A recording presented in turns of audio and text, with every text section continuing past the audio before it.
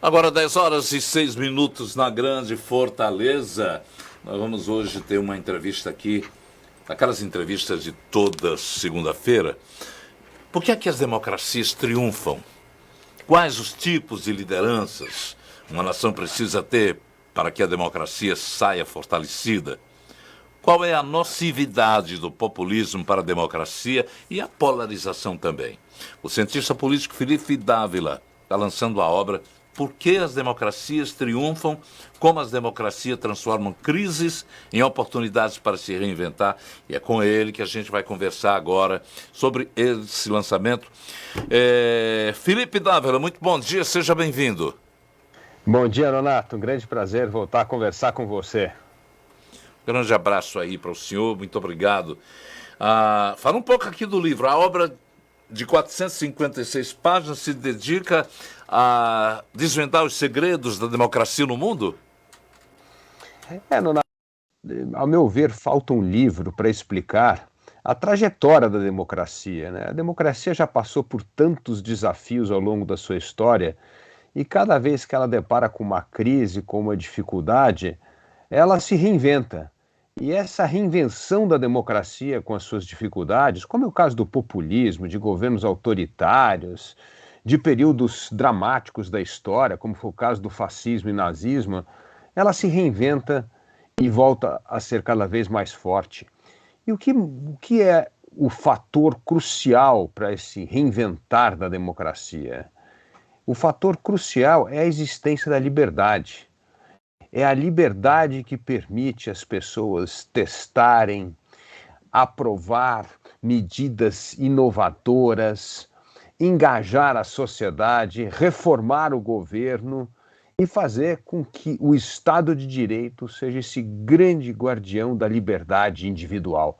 É isso que faz com que a democracia se reinvente o tempo inteiro e que regimes populistas e autoritários geralmente acabam perdendo o poder por causa de crises. Crises que eles não conseguem ter a maleabilidade importante para se reinventar e isso faz com que o sistema desmorone. Portanto, eu sou um otimista em relação à democracia, apesar de se olharmos a fotografia, né, Nonato? A democracia hoje parece que está em grande crise, quando olhamos os governos populistas, quando olhamos o questionamento da legitimidade das instituições, mas, por outro lado, nós vemos isso, a sociedade civil se engajando, a sociedade participando cada vez mais, as pessoas entendendo que o governo não vai resolver os problemas da vida dela, que ela tem que cumprir a parte dela na sociedade civil, ajudar a trabalhar para melhorar a vida dela e das pessoas e principalmente da comunidade.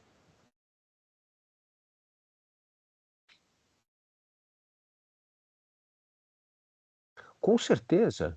E eu vejo, Nonato, uma liderança civil engajada cada vez mais. Eu vou dar um exemplo aqui. Durante a pandemia, nós tivemos terceiro setor, setor privado, trabalhando junto com estados e municípios para fazer com que chegassem as máscaras, que chegassem os respiradores aos hospitais, que houvesse a agilidade necessária para a vacina. A pesquisa da vacina foi uma cooperação de várias instituições do mundo. Então, você vê que quando chega uma crise, como foi o caso da pandemia, você tem governo, sociedade civil, terceiro setor, sociedade privada, todo mundo trabalhando e entendendo que não adianta só delegar o poder para o governo, porque o governo sozinho não vai resolver os grandes problemas. Então eu vejo várias lideranças na sociedade civil, no terceiro setor, se apresentando para ajudar a tirar o país da crise. E eu vejo isso como uma força de, vamos dizer assim, de recriar o que nós temos da cidadania participativa para fortalecer a democracia.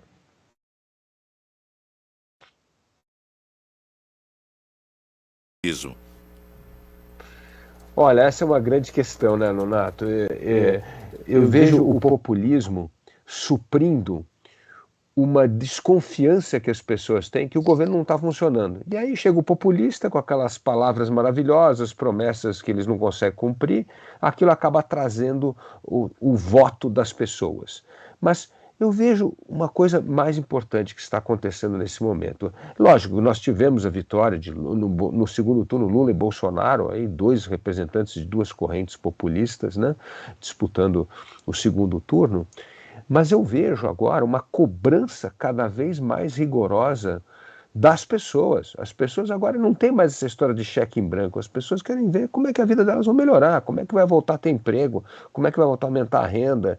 E as pessoas começam a entender muito bem que responsabilidade fiscal não vai resolver o problema social no Brasil. As pessoas começam a entender muito bem que inflação é muito ruim para a vida delas. Cada vez que elas vão ao supermercado, elas encontram o produto cada vez mais caro. Então elas vão começar a cobrar cada vez mais do governo, que não adianta ter discurso bonito, elas querem ver a política de resultado.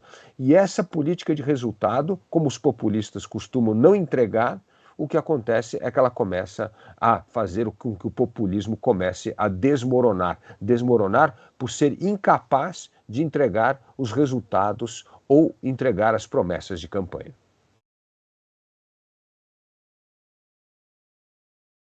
Disse no Twitter que o partido se desvirtuou.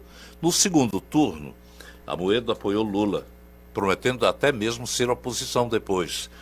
Isso causou polêmica no Novo, acusado de ter virado uma espécie de linha auxiliar do bolsonarismo.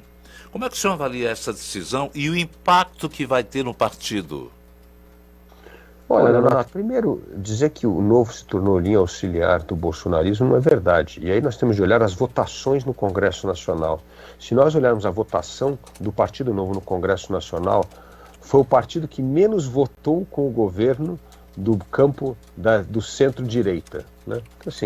Então foi um partido que votou as reformas importantes para o país, que nós sempre vamos votar, não importa qual o governo do dia, como foi o caso do novo marco do saneamento básico, a lei de liberdade econômica, a nova lei das startups, o novo marco do gás, que foi muito importante também, a nova lei do gás, o novo PL das ferrovias, tudo que é matéria de reformar o Estado brasileiro, melhorar a economia de mercado, nós vamos votar a favor. Mas nós votamos contra o governo em várias matérias que o governo achou importante, como foi o caso desse orçamento secreto, emenda de relator, tudo isso que nós achamos imorais, medidas imorais, nós votamos contra. Então, o Partido Novo, quando você olha a votação do Partido Novo no Congresso Nacional, é o partido menos alinhado com o governo da centro-direita, né? Então, esse é um objetivo, essa é uma informação objetiva, clara, baseada em dado e fato, não é evidente, não é só chute ou sentimento. Segundo ponto importante, João Amoedo não deixou o partido porque ele disse que ia votar no Lula, porque o partido deixou aberto que você poderia votar neutro, ou ficar neutro, não votar em ninguém, como foi o meu caso, que eu disse que eu não ia votar nem Lula nem Bolsonaro, ou apoiar um outro, não apoiar não, votar num outro candidato. Então não foi isso. O problema é que o Amoedo vinha criticando o partido ao longo dos anos. A questão dele decidir o voto do Lula foi apenas a gota d'água numa trajetória de críticas ao partido, aos mandatários do partido. Então, se você está insatisfeito com o partido ao longo de muito tempo, você tem que tomar uma atitude. A atitude que o Amoedo acabou de tomar agora foi deixar o partido, que esse partido não tem mais nada a ver com o que ele criou lá atrás, que era um partido que defendia as liberdades individuais, que era um partido a favor do Estado de Direito e que era um partido que não ia fazer o que ele queria que fizesse, em um certo ponto, que era se alinhar a favor do impeachment do governo Bolsonaro, que não é esse o ponto. Quem decide quem tem que ficar no poder é o eleitor brasileiro. Como o eleitor decidiu, quem deve ser o próximo presidente da República é o Lula. Mais uma perguntinha aqui. Qual é a sua posição agora em relação ao governo, novo governo? É de apoio integral, com algumas críticas, ou vai se manter equidistante de um apoio restrito? Não, nós vamos fazer oposição ao governo Lula. Nós estamos no outro espectro, né, político, mas fazer uma oposição responsável. O que é uma oposição responsável? Se esse governo apresentar projetos que nós acreditamos que são importantes para o país, como é o caso de uma reforma tributária, como é o caso da reforma administrativa, vai contar, sim, com o nosso apoio, colaboração nesse sentido. Agora, os sinais que o governo dá é o oposto. Vai ser o velho PT de sempre, apoiando matérias como a irresponsabilidade fiscal, estourar teto de gasto e aumentar a dívida pública, que acaba afetando a vida das pessoas no dia a dia. Porque as pessoas acham que essa coisa de, não, estourar teto de gasto é uma questão técnica. Não é, não. Isso aumenta a inflação, aumenta a taxa de juros, e quem sofre com isso são os mais pobres no Brasil. Os produtos vão ficar cada vez mais caros, o crédito fica cada vez mais escasso e você não consegue comprar as coisas. Então nós acreditamos que uma política fiscalmente responsável, ela é fundamental para termos uma política social sustentável. Então nós vamos ser críticos de medidas que como é o caso da PEC da transição, que já apresenta um projeto que vai aumentar ainda mais o gasto público e que isso vai refletir no aumento da inflação, no aumento da taxa de juros. Vale a pena lembrar, né, Nonato, que só este ano o Brasil gastou mais de 500 bilhões de reais em pagamento sobre juros da dívida.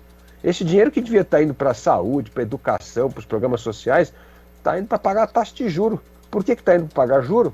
Porque a gente está gastando muito mais do que arrecada.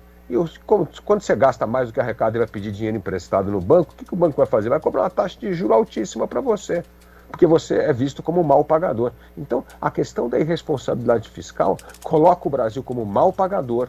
Isso faz com que nós paguemos mais dinheiro público com taxa de juros e menos dinheiro voltado para os programas sociais. Então nós achamos que precisa ter responsabilidade fiscal para resolvermos as questões sociais no Brasil. Felipe Dávila é formado em administração pública pela Harvard Kennedy School e em ciências políticas pela Universidade Americana de Paris.